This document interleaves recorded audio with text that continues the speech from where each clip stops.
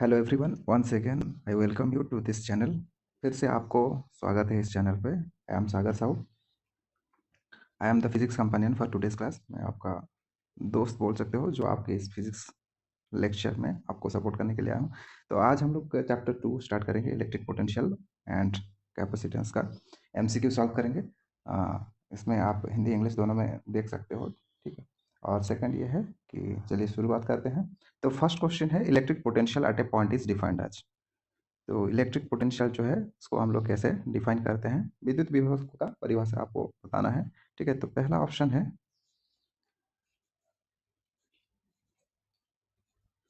तो विद्युत विभव, ओके सॉरी। तो electric potential at a point is defined as, विद्युत विभव का परिभाषा है फोर्स पर यूनिट चार्ज। सेकंड ऑप्शन में दिया गया है work done per unit charge in bringing it in from infinity, अनंत से प्रति इकाई आवेश को लाने का किया गया कार्य। और तीसरा है आपका एनर्जी पर यूनिट मास, प्रति इकाई द्रव्यमान का ऊर्जा। और चार्ज पर यूनिट वर्क, प्रति इकाई कार्य का आवास। तो देखते हैं, पहला ऑप्शन जो है वो फोर्स पर यूनिट चार्ज है, ठीक है। तो फोर्स पर यूनिट चार्ज को अगर हम लोग लिखेंगे तो ये हो जाएगा एफ डिवाइडेड बाई क्यू। तो फोर्स पर यूनिट चार्ज को हम लोग बोलते हैं इलेक्ट्रिक फील्ड इंटेंसिटी, ओके, या विद्युत क्षेत्र बोलते हैं। तो ये पहला वाला ऑप्शन नहीं है। सेकंड वाला है, पोटेंशियल को हम लोग डिफाइन करते हैं या विभव को डिफाइन करते हैं कि अनंत दूरी से यानी इन्फिनिटी से किसी चार्ज को अगर आप ला के वहीं पे रखोगे तो कितना वर्क डन होगा, ठीक है। अनंत से अगर आप उसी किसी आवेश को वहाँ पे ला के रखोगे तो उस पर कितना कार्य होगा, उसी को बोला जाता है इलेक्ट्रिक पोटेंशियल। तो ये आ जाएगा सेकंड वाला आपका सही आंसर। थर्ड है energy per unit mass. Energy अगर आप ई से डिनोट करते हो एनर्जी को, काइनेटिक एनर्जी, पोटेंशियल एनर्जी, जिसको भी आप मान लो अभी के लिए, एनर्जी पर यूनिट मास, इसको बोला जाता है एनर्जी डेंसिटी। तो ये नहीं है। और थर्ड वाला दिया गया है charge per unit work, charge यानी Q divided by unit work W. तो ये जो है ये पोटेंशियल के ऑपोजिट का आप बोल सकते हो, 1/v का फॉर्मूला आप बोल सकते हो। तो सेकंड वाला ऑप्शन आपका सही रहेगा। नेक्स्ट देखते हैं क्वेश्चन नंबर 2, जो लिखा गया है the SI unit of electric potential. Electric potential या विद्युत विभव का एसआई इकाई क्या है। तो विद्युत विभव का जो एसआई यूनिट है या इकाई है, तो पहले इलेक्ट्रिक पोटेंशियल या विभव का देखते हैं। तो इसका हम लोग जानते हैं V इक्वल्स टू होता है W बाई क्यू, जहाँ पे कार्य है W और Q है आपका आवेश, V है पोटेंशियल। तो W वार्क, वार्क का होता है जूल, और चार्ज का होता है कूलम, ओके। सो चार्ज पर कूलम, चार्ज पर कूलम को हम लोग बोलते हैं, सॉरी, जूल पर कूलम को हम लोग बोलते हैं वोल्ट। तो पहला जो है ये है आपका वर्क डन का। सेकंड वाला है कूलम, जो है वो आवेश या चार्ज का है। थर्ड जो है वोल्ट, तो ये आएगा आपका सही आंसर। वोल्ट जो है वो आपका एसआई यूनिट, ठीक है। और थर्ड जो है फैराड, जो है वो आपका कैपेसिटेंस का है। उसके बाद नेक्स्ट क्वेश्चन देखते हैं, question number 3, electric potential is a. तो इलेक्ट्रिक पोटेंशियल क्या है। इलेक्ट्रिक पोटेंशियल एक वेक्टर क्वांटिटी है, स्केलर क्वांटिटी है, स्केलर एंड वेक्टर है, या दोनों में से कोई भी नहीं है, सदिश है या अदिश है, या सदिश से अदिश है, या दोनों कोई भी नहीं है। तो देखते हैं इलेक्ट्रिक पोटेंशियल का भी हम लोग फॉर्मूला लिखें, V equals to work done by charge, कार्य और आवेश का रेशियो, अनुपात। तो जो पोटेंशियल है ये जो है एक वेक्टर क्वांटिटी नहीं है, ये सिर्फ एक स्केलर क्वांटिटी है। इसका डायरेक्शन नहीं है, इसका दिशा नहीं रहता है, सिर्फ इसका वैल्यू रहता है। उसके बाद है क्वेश्चन नंबर 4। क्वेश्चन नंबर 4 बोल रहा है कि inside a hollow charge conductor the electric field and potential are respectively. तो एक होलो चार्ज कंडक्टर है, मान लेते हैं ये आपका एक चार्ज कंडक्टर है। तो इसके अंदर में इलेक्ट्रिक फील्ड और पोटेंशियल कितना रहता है ये पूछा गया है, ठीक है। और प्रीवियस क्लास में भी हम लोग देखे थे कि इनसाइड एनी चार्ज कंडक्टर, कोई भी चार्ज कंडक्टर है वो होलो के केस में स्पेरिकल हो या सिलेंड्रिकल हो, इसके अंदर में इलेक्ट्रिक फील्ड जो रहता है जीरो रहता है, जो विद्युत क्षेत्र रहता है वो जीरो हो जाता है। लेकिन पोटेंशियल जो होता है वो कांस्टेंट रहता है, ये जीरो नहीं होता है, ठीक है। तो आप बोल सकते हो विद्युत क्षेत्र जो है जीरो रहता है, लेकिन विद्युत विभव जीरो नहीं रहता है, इसका कोई ना कोई मान रहता है, ठीक है। तो इलेक्ट्रिक फील्ड जीरो रहेगा और पोटेंशियल कांस्टेंट रहेगा। तो ऑप्शन चेक कर लेते हैं। पहला जीरो जीरो नहीं होगा, सेकंड वाला है जीरो और कांस्टेंट। तो फील्ड, क्षेत्र और विभव, तो ये दोनों में से आएगा जीरो और कांस्टेंट, ओके। नेक्स्ट देखते हैं question number 5, the work done in moving a charge on an equipotential surface. समविभव पृष्ठ पर आवेश के स्थानांतरित करने की किया गया कार्य कितना होगा, ठीक है। तो मान लेते हैं ये आपका एक इक्विपोटेंशियल सरफेस, ठीक है, कॉन्सेंट्रिक सर्कल है। और इसमें से आप एक पॉइंट से दूसरे पॉइंट पे, इस पॉइंट से इस पॉइंट तक लाने के लिए किसी आवेश को यानी चार्ज को यहाँ से यहाँ तक डिस्प्लेस आप करना चाहते हो, तो इस पे वर्क डन कितना होगा। तो सेम इक्विपोटेंशियल सरफेस पे समविभव पृष्ठ पे जो वैल्यू रहता है वो रहता है 0। तो ये आ जाएगा ये आंसर। ये क्यों 0 होता है कि मान के ले चलिए अगर आप इस पॉइंट को ए लेते हो, ये पॉइंट को बी लेते हो, तो वर्क डन जो होगा वो हो जाएगा आवेश यानी चार्ज इंटू पोटेंशियल विभव आर्ट बी माइनस आर्ट ए। ठीक है, क्योंकि ये दोनों सेम सरफेस पे है तो इन दोनों का पोटेंशियल, ए पॉइंट और बी पॉइंट का पोटेंशियल सेम रहता है, तो वो दोनों सब्ट्रैक्ट करोगे तो या घटाओगे तो ये 0 हो जाएगा, तो इसलिए वर्क डन कितना आएगा 0 आएगा। उसके बाद है question number 6, electric potential on equatorial line of an electric dipole. ठीक है, तो इक्विपोटेंशियल विद्युत द्विध्रुव के भूमध्य रेखा पे, मतलब अगर आप दो चार्ज लेते हो, ठीक है, तो आवेश लेते हो और अपोजिट पोलैरिटी के हो, एक प्लस क्यू है एक माइनस क्यू है, और इन दोनों के बीच में कुछ डिस्टेंस रहे जिसको हम लोग डाइपोल लेंथ बोलते हैं। ठीक है, तो ये इन दोनों का प्रोडक्ट क्यू इंटू 2a, इसको हम लोग बोलते हैं डाइपोल मोमेंट। ठीक है, तो ये अगर चार्ज है तो इनके इक्वेटोरियल लाइन, मतलब इस मिड पॉइंट से परपेंडिकुलर बाइसेक्टर पॉइंट पे किसी भी पॉइंट पे मान के चलिए यहाँ पे अगर आप फाइंड करोगे तो पोटेंशियल का वैल्यू कितना होगा। ठीक है, तो पोटेंशियल का वैल्यू 0 हो जाएगा। कैसे 0 होगा, तो ये आप इसको आप एक लॉन्ग क्वेश्चन जैसा देख सकते हो कि ये long question important long question होता है इक्वेटोरियल लाइन पे इलेक्ट्रिक डाइपोल का पोटेंशियल फाइंड करना। तो यहाँ पे इस डायरेक्शन पे इस चार्ज के कारण जो फील्ड जो पोटेंशियल रहेगा और इस कारण माइनस क्यू के कारण जो रहेगा, उन दोनों को अगर आप वैल्यूज निकालोगे तो वो सब्ट्रैक्ट हो जाएंगे। ठीक है, तो ये वैल्यू आपको 0 आ जाएगा।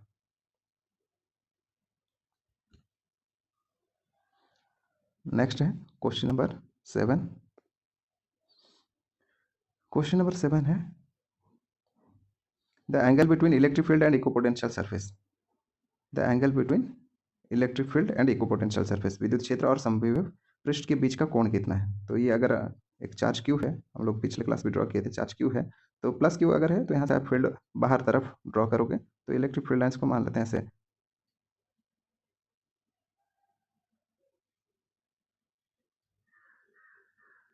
ऐसे लाइन्स हम लोग ड्रॉ किए हैं, स्ट्रेट लाइन्स। ठीक है, और यहाँ से हम लोग पोटेंशियल सरफेस समविभव पृष्ठ ड्रॉ कर रहे हैं, तो इन दोनों के बीच का कोण कितना होगा, एंगल कितना होगा, तो ये होता है 90 डिग्री। नेक्स्ट क्वेश्चन है if 20 joule of work is done to bring 4 coulomb of charge from infinity the electric potential. अगर 4 कूलम का आवेश को आप क्या करें अनंत से लाने पे आपको 20 जूल का कार्य किया जा रहा है, तो विभव कितना होगा। तो विभव का या पोटेंशियल का एक फॉर्मूला हम लोग जानते हैं, V = W/Q। इसी सेम पे आपको क्वेश्चन दिया गया है, तो देख लो वर्क या कार्य कितना दिया है 20 जूल, तो इसके बदले आप लिखोगे 20 डिवाइडेड बाय चार्ज या आवेश कितना दिया है 4 कूलम। तो अगर आप इसको डिवाइड करोगे तो आपको मिल जाएगा 5, और ये जूल पर कूलम को हम लोग बोलते हैं वोल्ट, तो ऑप्शन ए आएगा सही आंसर। फिर उसके बाद दिया गया है question number 9, 5 capacitor of 10 microfarad each are connected in series the equivalent capacitance. 10 microfarad के 5 संधारित्र को आप क्या श्रेणी क्रम में जुड़े हो, ठीक है, सीरीज में आप जुड़े हो, तो टोटल या इक्विवेलेंट कैपेसिटेंस कितना आएगा आपको फाइंड करना है। ठीक है, तो सीरीज में कैसे हम लोग ज्वाइन करते हैं, तो पहले कैपेसिटर को हम लोग 2 स्ट्रेट लाइन से ड्रॉ करते हैं, तो आप 2 स्ट्रेट लाइन ड्रॉ कर लेना। ऐसे आपको 5 जोड़ा गया है, और एक एक का कितना है, एक एक का जो वैल्यू है वो आपका 10 माइक्रोफैराड। ठीक है, तो अगर मान के चलो ये C1 है, ये C2 है और ये C3 है, तो जो टोटल कैपेसिटेंस आता है सीरीज के केस में, तो वो होता है 1/C total is equals to 1/C1 plus 1/C2 plus 1/C3, ऐसे 5 तक आपको लेना है। तो अगर सेम सेम है तो आप क्या करोगे 1/10 प्लस 1/10 प्लस 1/10 प्लस 1/10 प्लस 1/10 ऐसे करोगे। ठीक है, तो इनका एलसीएम जो आएगा वो 10 आएगा, और ऊपर में 1 प्लस आ जाएगा तो ये 5 आ जाएगा। तो जो कैपेसिटेंस हो जाएगा ये 1/C इक्वल्स टू आ जाएगा 5/10, 5/10 को आप कैंसिल करोगे तो 1/2 आएगा, तो C का वैल्यू आ जाएगा 2 माइक्रोफैराड।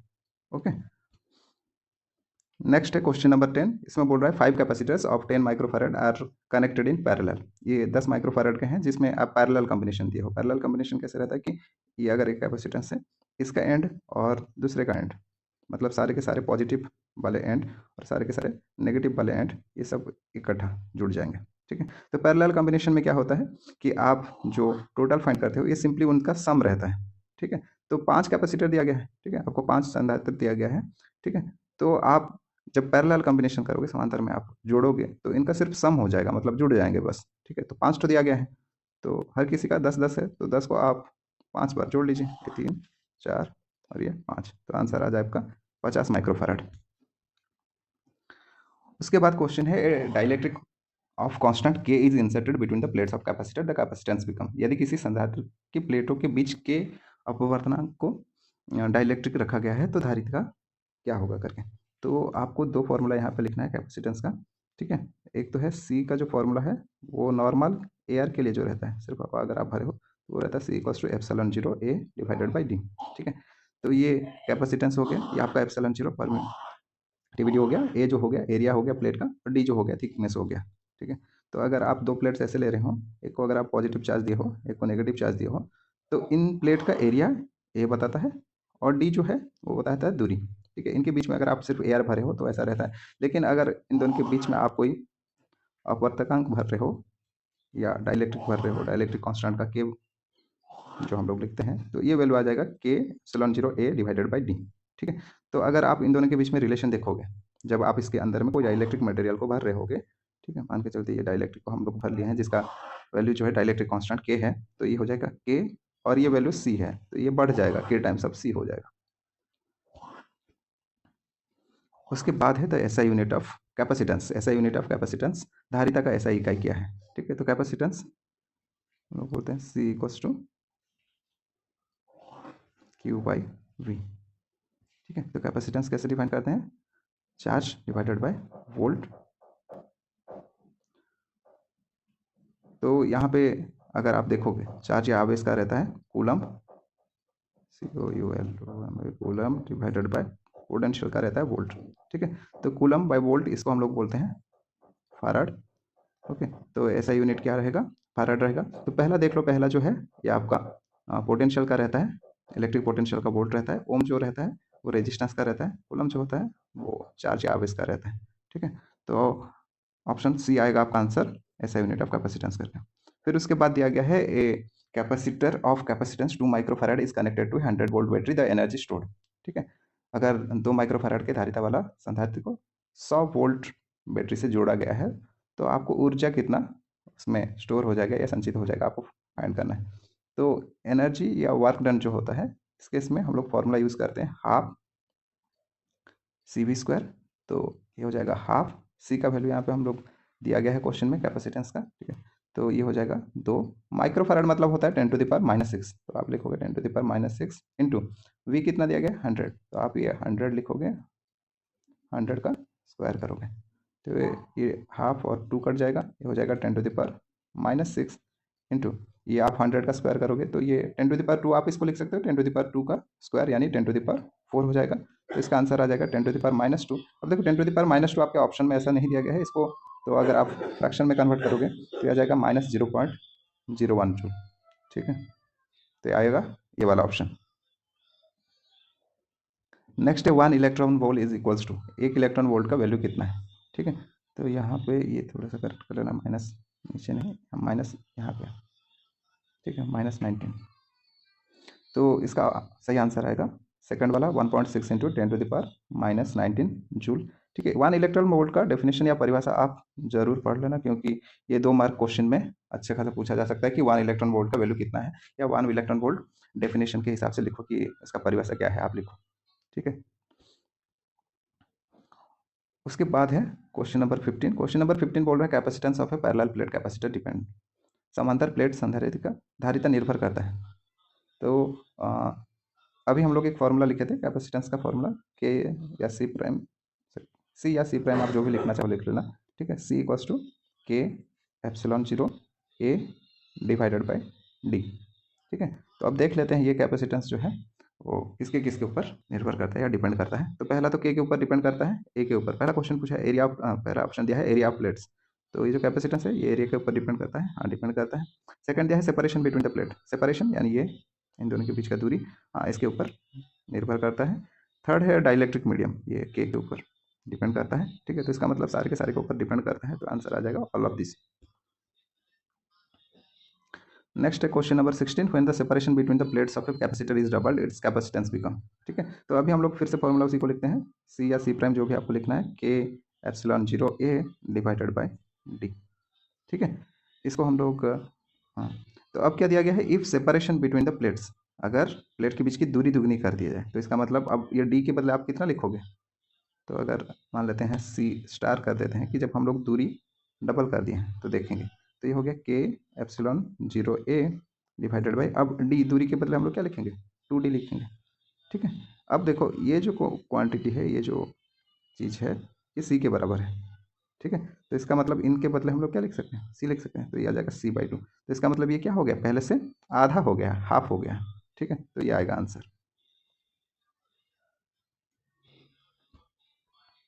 तो नेक्स्ट क्वेश्चन देखते हैं, electric potential at infinity is taken as, अनंत पर विद्युत विभव का मान जाता है, कितना माना जाता है। ठीक है, तो इन्फिनिटी पे जब हम लोग डेफिनेशन लेते हैं, परिभाषा लेते हैं इलेक्ट्रिक पोटेंशियल का, तो इलेक्ट्रिक पोटेंशियल का डेफिनेशन से आप पहले लिखते हो, electric potential is defined as the work done per unit charge to bring from infinity. ठीक है, तो इन्फिनिटी पॉइंट पे हम लोग ये मान लेते हैं कि पोटेंशियल का वैल्यू कितना है, 0 है। ठीक है, तो इन्फिनिटी मतलब कोई अनंत, मतलब यहाँ पे ये है कि जहाँ पे आपका पोटेंशियल 0 है वही आपको अनंत माना जाएगा। ठीक है, आप उसी को अनंत मानोगे, ऐसा नहीं कि बहुत दूर है 5 किलोमीटर 10 किलोमीटर, ऐसा कुछ नहीं है। जहाँ पे आपको पोटेंशियल का वैल्यू 0 मिलेगा वो आपका अनंत माना जाता है, इन्फिनिटी माना जाता है। तो पोटेंशियल का वैल्यू रहेगा 0। उसके बाद है the formula for energy stored in capacitor, संधारित्र में संचित ऊर्जा का सूत्र क्या है। ठीक है, तो वर्क डन या एनर्जी का हम लोग फॉर्मूला लिखेंगे हाफ CV²। ठीक है, तो ये CV² आप फॉर्मूला पढ़ोगे और सी का फॉर्मूला है Q/V। तो अगर आप इसको रखोगे हाफ सी के बदले अगर आप रखोगे चार्ज बाय पोटेंशियल, और ये V² पहले से बचा है, तो ये एक स्क्वायर ये कट जाएगा, तो आपको मिलेगा हाफ QV। ठीक है, तो एक तो फॉर्मूला ये हो गया W = हाफ CV², तो ये भी है। उसके बाद देखो हाफ QV भी आ गया, ये भी आ गया। ठीक है, फिर उसी तरह अगर आप ये पोटेंशियल का वैल्यू यहाँ से निकालोगे, पोटेंशियल हो जाएगा Q/C। ठीक है, तो इस फॉर्मूला में पहला वाला ये जो फॉर्मूला हम लोग लिखे हैं, इक्वेशन 1 मान लेना इसको। ठीक है, तो अगर आप इक्वेशन 1 मानोगे, फिर से अगर रखोगे वैल्यू, तो ये हो जाएगा हाफ C रहा, और ये V का स्क्वायर, तो ये हो जाएगा Q²/C²। तो ये C² और ये एक C कट जाएगा, तो ये आपको मिलेगा Q²/2C। ठीक है, तो इसका मतलब ये भी फॉर्मूला है, ये भी फॉर्मूला है, ये भी फॉर्मूला है। ठीक है, तीनों जो है इसके सूत्र है, तो ऑल ऑफ दी जाएगा इसका आंसर। ठीक है, ये अच्छे से याद रखना कि इस